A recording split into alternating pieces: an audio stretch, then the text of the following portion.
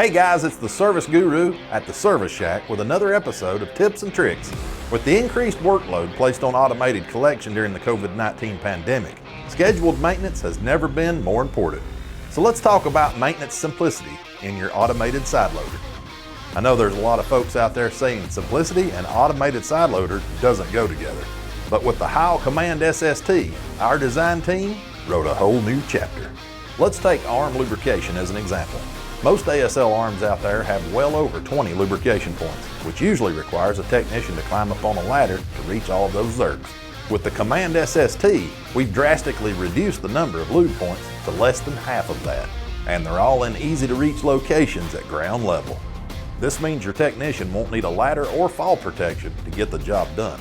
So your weekly maintenance routine just got a lot shorter and a whole lot safer.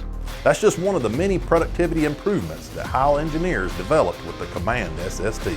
Improvements such as the game-changing technology of the optional Heil Autonomous Lift option, or HALO, that allows an operator to initiate and complete the entire dump sequence with the push of a single button, allowing the driver's eyes to stay focused forward on the third eye supplied camera system and, if equipped, on the optional heads-up display.